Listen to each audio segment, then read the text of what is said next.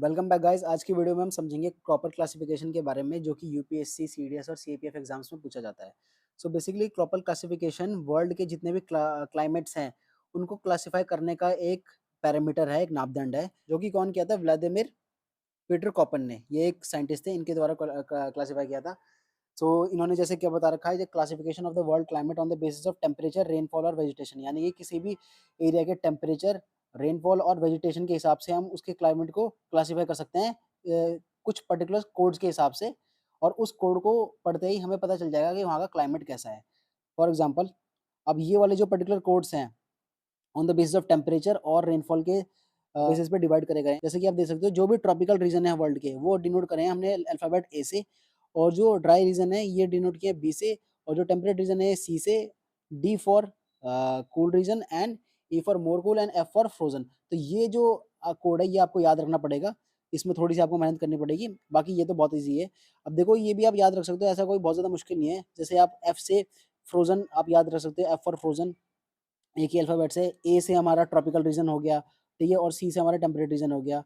तो इससे आप याद रख सकते हो, ऐसे कोई दिक्कत नहीं है। डी से कूल और ई से मोर मोर कूल। तो इसमें थोड़ी आपको मेहनत करके ये याद करना है। बाकी जो ये रेनफॉल बेसिस पे है, इसमें तो बहुत ज़्यादा सिंपल है।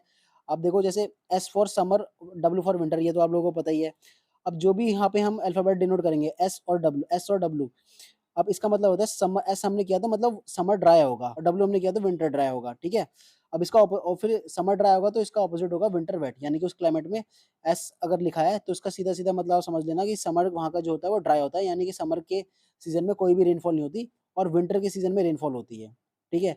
और जो डब्ल्यू है, डब्ल्यू का मतलब समझ जाना कि विंटर विंटर वहाँ का ड्राई होता है, और जो समर होता है वो वेट होता है, यानी कि विंटर के सीजन में कोई रेनफॉल नहीं होती, और जो समर का सीजन होता है उसमें रेनफॉल होती है, राइट। अब ऐसे ही जो एफ से है, एफ से आप सीधे समझ जाओ कि फॉल, एफ फॉर फॉल मतलब कि रेनफॉल, ठीक है। तो F denotes rainfall through out the year, ठीक है, कि वहाँ पे पूरे साल अगर बारिश हो रही है तो उसे एफ से डिनोट करते हैं। और एम फॉर बहुत ज़्यादा सिंपल है, एम स्टैंड्स फॉर मानसून, ठीक है। जैसे कि हमारे इंडिया का क्लाइमेट भी है तो M for monsoon. H for hot and K for cold. अब के सी फॉर कोल्ड नहीं होगा, यहाँ पे के फॉर कोल्ड है, तो आप यहाँ से आप इसे याद रख सकते हो एक निमोनिक्स बना के, कि एस फॉर समर ड्राई यानी कि विंटर वेट, और डब्ल्यू फॉर विंटर ड्राई यानी कि summer wet, F for fall यानी कि rainfall, M for monsoon, H for hot और के फॉर कोल्ड। तो ये वाले और ये वाले आप चीज़ें याद रखिए, फिर इनका कॉम्बिनेशन के हिसाब से हम क्वेश्चन सॉल्व कर सकते हैं। फॉर एग्जांपल ये वाला अगर आप क्वेश्चन देखोगे तो ये सीडीएस के एग्जाम में पूछा गया है क्वेश्चन।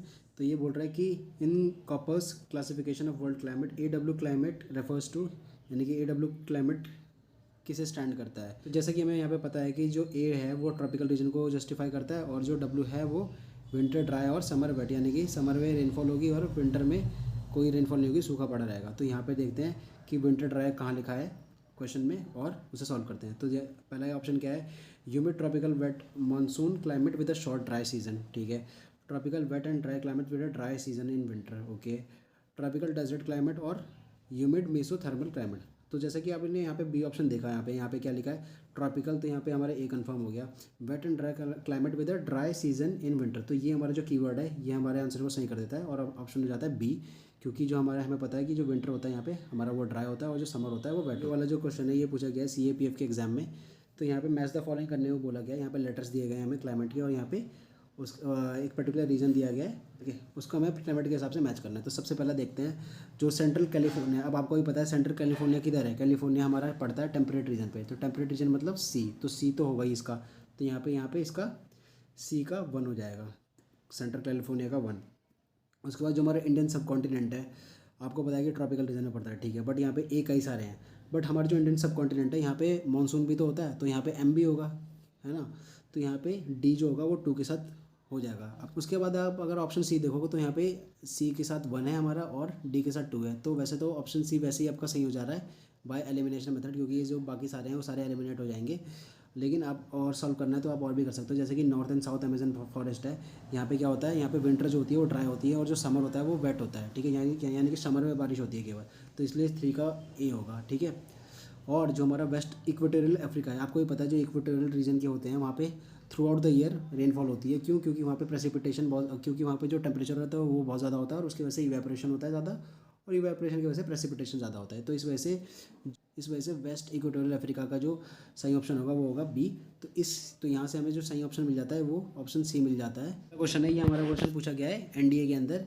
क्या पूछा गया है कि according to Koppen classification the letter C F A denote क्या करता है। तो आपको भी पता है सी क्या होता है, हमारा टेम्परेट एरिया, ठीक है। F4 होता है fall through out the year, ठीक है। तो जो ट्रॉपिकल वाले हैं ये तो वैसे ही एलिमिनेट हो जाएंगे, ये भी एलिमिनेट हो गया, ठीक है, और ये भी एलिमिनेट हो गया। अब जो टेम्परेट, ये जो टुंड्रा रीजन है आपको पता ही, तो फ्रोजन होता है, पोलर साइड होता है। तो यहाँ पे हमारा जो बी ऑप्शन है वो करेक्ट ऑप्शन होगा इसका, ठीक है। तो दोस्तों ये वाला जो क्वेश्चन है वो सीडीएस एग्जाम के अंदर पूछा गया है। इसके अंदर हमें मैच द फॉलोइंग करना है यूजिंग कॉपर क्लासिफिकेशन। तो इसमें अगर हम लिस्ट 1 देखें तो पहले का कह रहा है कि AMW यानी कि ट्रॉपिकल होना चाहिए, मानसून होना चाहिए और विंटर वेट होना चाहिए, विंटर ड्राई होना चाहिए और समर वेट होना चाहिए, ठीक है। उसके बाद क्या कह रहा है, ट्रॉपिकल होना चाहिए और विंटर ड्राई और समर वेट। उसके बाद ये जो सी है इसमें जो BSHW है, आप एस और डब्ल्यू को इग्नोर कर सकते हो यहाँ पे। केवल बी का मतलब हमने क्या बताया था कि जो ऑप्शन वो जो एरिया होगा वो होगा ड्राई, और एच का मतलब हमने क्या बताया था कि जो एरिया होगा वो बहुत ज़्यादा हॉट होगा, ठीक है।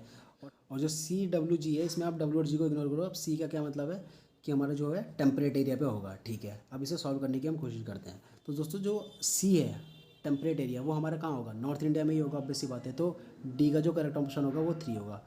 उसके बाद जो ये BSHW है, बी का मतलब क्या बताया था, ड्राई होगा, और एच का मतलब बताया था हॉट होगा। तो हमें ऐसा एरिया ढूंढना है जो ड्राई हो और हॉट हो। तो अगर हम दोस्तों ये सेकंड वाला ऑप्शन देखें, Indian part of peninsular west slope of Aravalli and part of Haryana, यहाँ पे अगर हम देखें तो जो ऑप्शन जो क्लाइमेट है यहाँ का ड्राई होता है, और जो यहाँ पे का टेम्परेचर होता है वो बहुत ज़्यादा हॉट होता है। तो इस वजह से सी का ऑप्शन क्या हो जाएगा, 2 हो जाएगा। अगर हम अब ऑप्शन के थ्रू एलिमिनेट करें तो ये जो तीनों ऑप्शन है वह ऑलरेडी एलिमिनेट हो जाएंगे, और जो आपका ऑप्शन डी है वो सही आंसर हो जाएगा। सो दोस्तों this was all about this video, और अगर आपको वीडियो पसंद आई तो आप लाइक कर सकते हो।